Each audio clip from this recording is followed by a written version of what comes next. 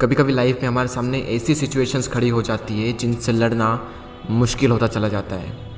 हालात हमारे कुछ ऐसे हो जाते हैं मानो सब कुछ खत्म हो गया हो। दूर दूर तक सिर्फ अंधेरा ही अंधेरा दिखाई देता है।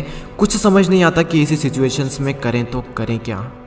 और कई बार तो ऐसी सिचुएशंस में क्विट करने का मन करता है। हालात चाहे तुम्हारे कैसे भी क्यों ना हो, एक बात तो तय है कि ये वक्त अभी गुजर जाएगा। चाहे अच्छा वक्त हो या फिर बुरा वक्त, गुजर जाएगा।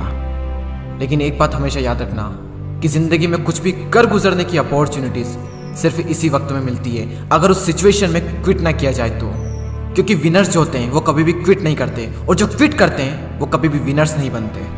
आप क्या चाहते हैं, एक एवरेज लाइफ या फिर एक स्टैंडर्ड लाइफ? जब आप सड़क पर निकलो तो लोग आपको इग्नोर करें, या फिर जब आप सड़क पर निकलो तो हर इंसान की नज़र आप पर हो? क्या चाहते हैं आप? लोग आपसे ये कहें कि ये इंसान कुछ नहीं कर सकता, या फिर ये कहें कि ये बंदा कुछ ना कुछ करके दिखाएगा, ये बंदा कुछ चेंजेस ला के दिखाएगा। लेकिन कैसे करेगा? क्विट करके। मर जाना, लेकिन क्विट मत करना।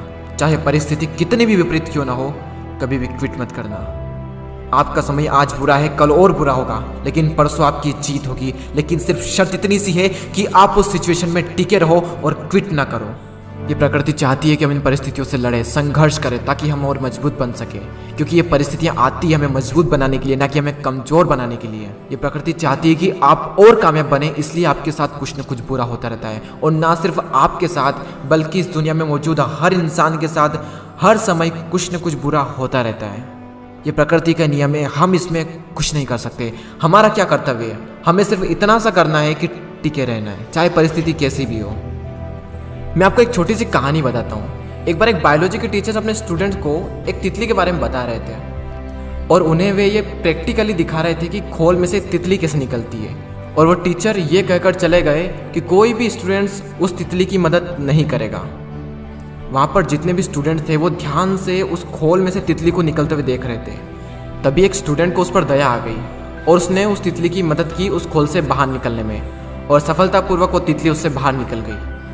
और उस स्टूडेंट की वजह से उस तितली को कोई संघर्ष नहीं करना पड़ा, कोई ज़्यादा मेहनत नहीं करनी पड़ी उस खोल से बाहर निकलने में। लेकिन वो तितली थोड़ी ही देर में मर गई। जब टीचर वापस लौटे तो उन्हें पूरी घटना मालूम हुई। तब उन्होंने अपने स्टूडेंट को बताया कि वो तितली जब संघर्ष करती है तो उससे उसके पंखों को मजबूती मिलती है। यही प्रकृति का नियम है। उस तितली की मदद करके उस स्टूडेंट ने उस तितली को संघर्ष करने का मौका नहीं दिया, और यही परिणाम हुआ कि वो तितली मर गई।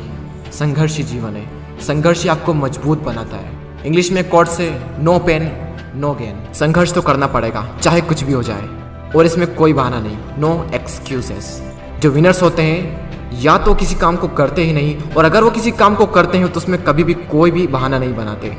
और जो लूजर्स होते हैं वो किसी भी काम को करेंगे तो हर किसी में बहाना बना देंगे। अगर वो चाहें तो बहाना बनाने पर पूरी एक बुक लिख सकते हैं। मेरी तो किस्मत ही खराब है, मेरे साथ ही ऐसा क्यों होता है, मेरी एज बहुत कम है, मेरी हाइट बहुत कम है, मैं काला हूँ, मैं सुंदर नहीं हूँ, लोग मुझे पसंद नहीं करते, मैं ज़्यादा पढ़ा लिखा नहीं हूँ, मेरे पास टाइम नहीं है, मेरी आवाज़ अच्छी नहीं है, मेरे पास ये नहीं है, मेरे पास वो नहीं है, काश ऐसा होता, काश वैसा होता। देखो, जो जैसा है वो वैसा है। ना तो आज तक कुछ बदला है और ना ही कभी कुछ बदलने वाला है, तब तक जब तक कि आप अपने आप को नहीं बदल लेते।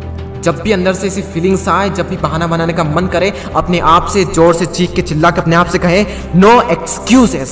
कोई बहाना नहीं। जहाँ पर भी आप काम करते हैं, जहाँ पर भी आप पढ़ाई करते हैं, जो भी आपका वर्क प्लेस है, वहाँ पर कागज पर लिखकर चिपका दें नो एक्सक्यूजेस। कोई बहाना नहीं। मैंने भी अपने वर्क प्लेस पर ये लिख रखा है नो एक्सक्यूजेस, और आज से आप भी कसम खा लें कि कभी भी जिंदगी में बहाना नहीं बनाएंगे।